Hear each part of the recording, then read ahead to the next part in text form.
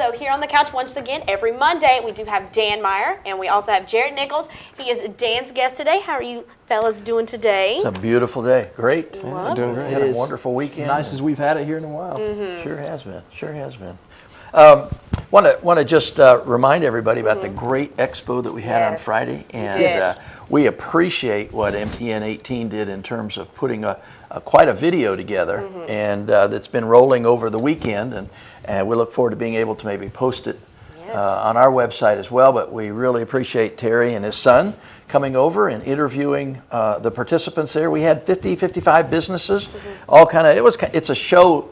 It's a telling show, not a selling show, and so that people in our community could kind of see some of the goods and services that are available.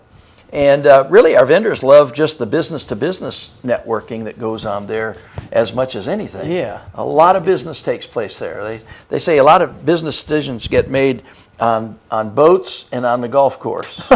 And I think a lot of them also get made in networking situations like that as well. So we just had a great time. And again, we appreciate MTN 18 being there to video for us. Yeah, there's a ton of people there, though, I'll tell you what. Yeah, because we went out, Drew and I were there, and Danielle was there as well, and I mean, I had fun. Good. I mean, I think it was a great event, and I mean, there was so many different vendors. Good thing it was inside, too, because it was a rainy day that day. But well, the mall has been great. I don't know how many years we've done it there now, but it's such a central location, and it's always inside, which is good, and it's good for the mall as well. So they've been great hosts over the years for us. I'll tell you what, anybody that was walking through the mall that day had a pretty good opportunity to see a bunch of different things in the high country and get, like you said, a little bit of an idea of what they all offer. Yeah.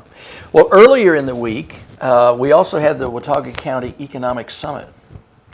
Now, what that was kind of about, and Jared was the coordinator and the facilitator of that summit, and we had met. That's been several months ago now, and I just shared with Jared that one of the things that we're interested in the chamber is how do we support our local businesses. Well, one of the ways we think we support them is by looking ahead far enough to see some trends that might impact our local businesses.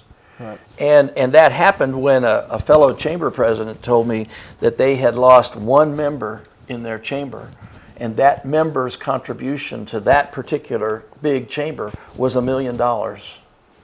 And I started thinking to myself, what would happen if we lost our largest member, or if the largest member in the chamber was impacted negatively or positively?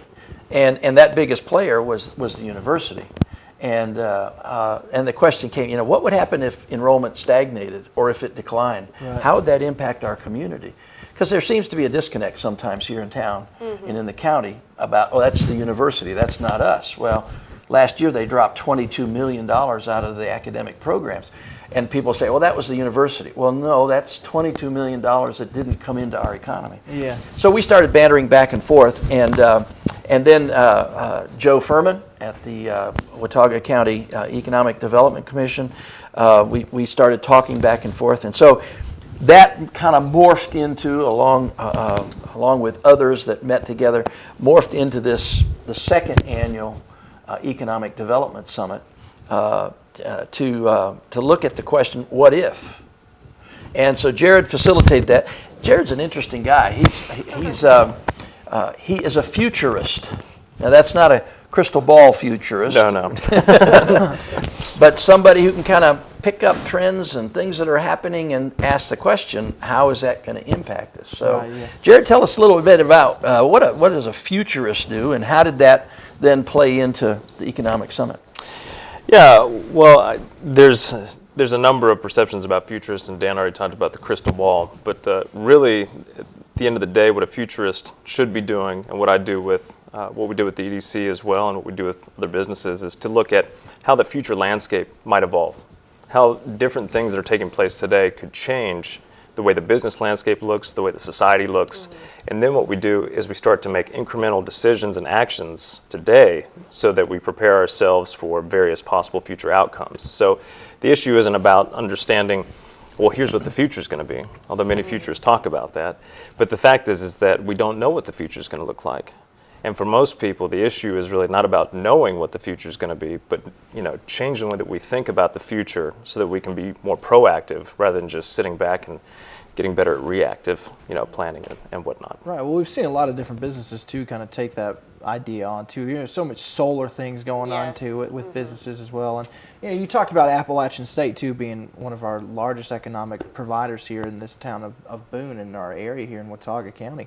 I mean, even with the move with them now going to a Division I in athletics and everything, bringing in more students from areas from across the country as well. I mean, that's going to expand the overall population, the student population of Boone, probably the university in general, might bring in a little bit more revenue. But remember, at the same time you're talking about that as a potential positive thing, in Raleigh they're talking about the potential of shutting down 2 universities and reducing the budget. So there are pluses and minuses taking place. Wouldn't it have been wonderful if we'd had thought far ahead back in 2005 about what would happen if the housing market went down? Right, yeah. And then implementing some things. So tell us, how did you construct then the discussion that took place at the summit? Yeah, so what we did is we had, I think, about 110 people participating. Something like that, yeah. So we broke folks into 5 different groups, and each of them was given a trend card, just something very simple, very brief that talked about an emerging trend or issue on the horizon. And the reason that we did this is that we, in order to start thinking about the future differently, you have to pull people out of, what's right in front of them. So instead of talking about, here's the issues we're facing in Watauga County, let's look at the issues that we as a nation, as a world, as a society are facing in general, because the external environment always impacts the decisions we make in a local level.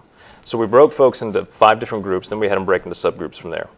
And each of them had those cards, and they had to then determine what are the impacts that this event would have on society in general, or on technology, or how does this affect the economy?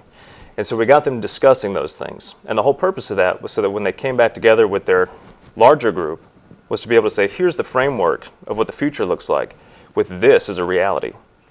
And from there, each of those groups was then required to put themselves in a future context and give a bullet pointed or somewhat of a sales pitch as to why should a business move to Watauga County? Why should a resident move to Watauga County? And the whole purpose of the exercise was to give people the freedom and the opportunity to think about the absurd, because we started the meeting with a picture from the Civil War.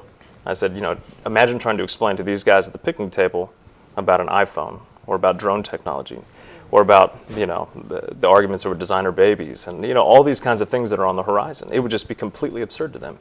So before we can really start being proactive about the future, we have to be able to let our minds think about things that would seem somewhat absurd in order to start really being strategic about the decisions we make and saying, what, we don't know what the future is going to look like. But what we do understand is that the business landscape could be affected and changed by a number of things that are happening so rapidly. So that at the end of the day, people learned at the summit, whether they realize it yet or not, how to uncover implications and impacts of events that they're seeing on the news, things that they're reading in the media, and be able to make better sense of that so that hopefully they start to make better decisions about how they can either take advantage of and seek new markets or protect themselves from potential catastrophe. So often we see things with blinders on, and our peripheral vision. We don't have the peripheral things, and those peripheral things are the things that will impact us. And if we're always looking the same way at the same things, without the benefit of some of those trends or other factors, we're kind of confining ourselves. Tunnel vision there. Right, bit, and so it's a mindset about looking at the future. Right. So what's going to be the outcome, or what's the next step, Jared? You're coming back to the EDC with kind of a report, and then... Yeah. So what I'm going to do is present a very basic report about here's the things that we learned in the summit there. And of course, in that short meeting, that's really just a primer for getting people, as Dan and I were talking earlier, it's like cracking the egg. You have to get people thinking about the future in multiple possibilities as opposed to one end possibility. Right. So the next step really is to take that and put that into actionable strategies, as to how Watauga County should be moving forward. How do we take what we've learned and apply it to the things that we see on the horizon? Not necessarily just those trend cards and those things that we looked at, that was more of an exercise. But how do we really identify emerging, trends and issues that can, greatly impact the high country by understanding how the high country fits into the larger picture of where the country is going and where the world is going. Kind of mind expanding. Pretty cool. To look at things differently. and a real challenge for us. And we look forward to continuing to do some work with Jared. And as we look ahead, if you're interested, there's also going to be a workshop coming up that the Small Business Center at Caldwell is going to be offering on future trends. So be looking for information about that. But we're really excited to have Jared and love to have him in our community. He's moved his family here from Raleigh because they want to be here because there are things that were attractive to them. And it's young people like this that we need to assist us in looking ahead because they see things very different than my generation does. And we need that expanded look and a new vision for the future as we move ahead. I'm going to miss you guys the next couple weeks, though. I know, I'm sad. No.